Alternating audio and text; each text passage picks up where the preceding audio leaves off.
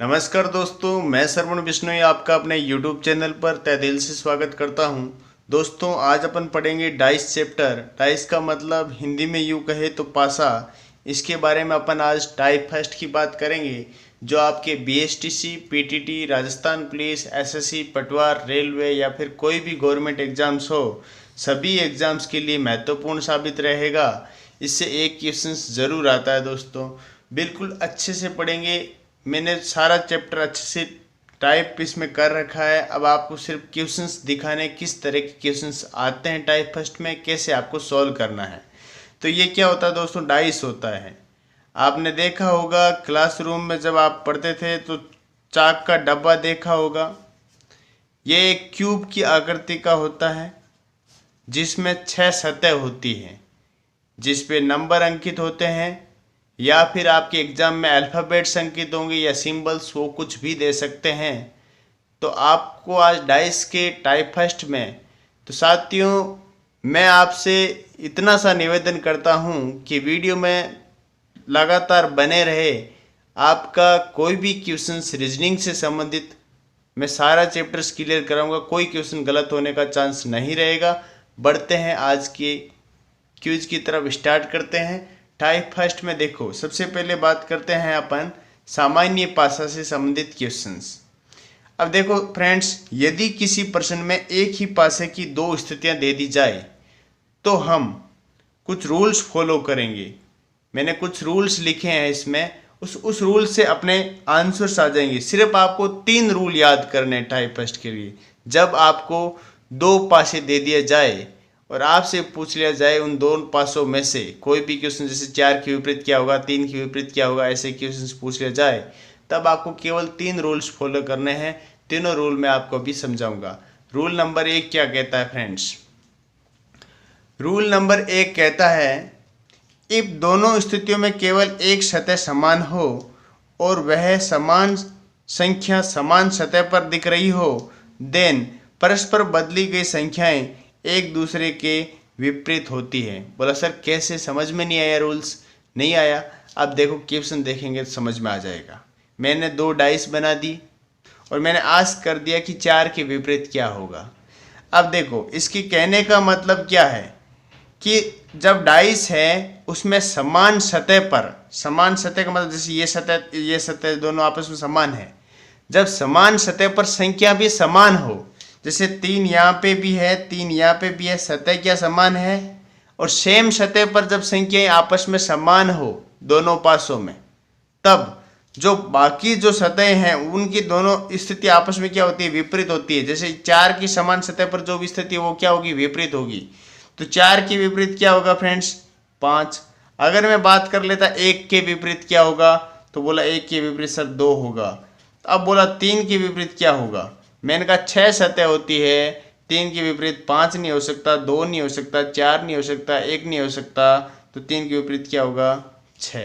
अब इन तीनों में से आपको कोई भी क्वेश्चन पूछे तो आप आराम से इस रूल्स को फॉलो करते हुए सॉल्यूशन कर सकते हो ना। अब बढ़ते हैं रूल नंबर 2 की तरफ। इससे अधिक क्वेश्चंस के लिए मैं एक क्विज लाऊंगा, टेस्ट लाऊंगा, उसमें आपको कम से कम इसके 20-25 क्वेश्चन आपको मैं सोल्व कराऊंगा। अब बढ़ते हैं टाइप नंबर फर्स्ट के 2nd रूल की तरफ। रूल नंबर 2 क्या कहता है, इफ दोनों स्थितियों में केवल एक संख्या समान हो। ये कह रहा अब एक संख्या समान हो परंतु वह समान संख्या डिफरेंट सतह पर हो। पहले वाले रूल में क्या था, समान सतह पर, इस बार अलग सतह पर हो, तब क्लॉकवाइज या एंटी क्लॉकवाइज, या तो दक्षिणावर्त या वामावर्त रूल को फॉलो करेंगे। या तो आप इनको घुमाओ तो एंटी क्लॉकवाइज या घुमाओ तो क्लॉकवाइज। बोला सर कैसे? जैसे ये क्वेश्चन दे दिया आपको, डाइस बना के दे दिया और पूछा क्या कि 1 के विपरीत क्या होगा।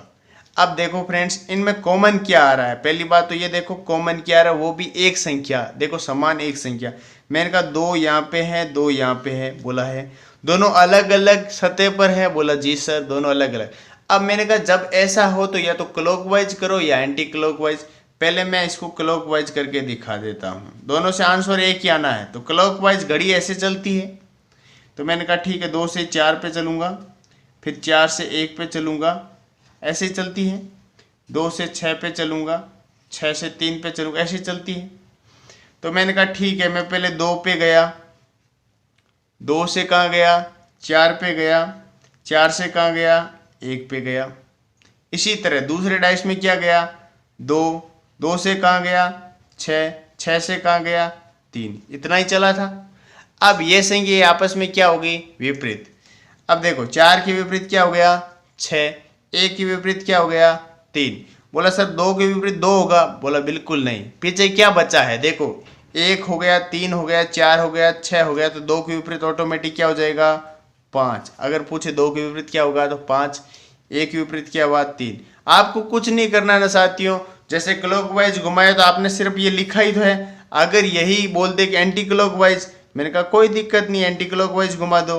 अब ऐसे घुमा दो, 2 एंटी क्लॉक ऐसे घूमता, 2 फिर वापस 1 पे, फिर ऐसे गया तो 4 पे। तो इसको भी एंटी क्लॉक घुमाना है। जब इसको घुमा रहे हो क्लॉकवाइज तो इसको भी क्लॉकवाइज, इसको एंटी क्लॉकवाइज तो इसको भी एंटी क्लॉकवाइज।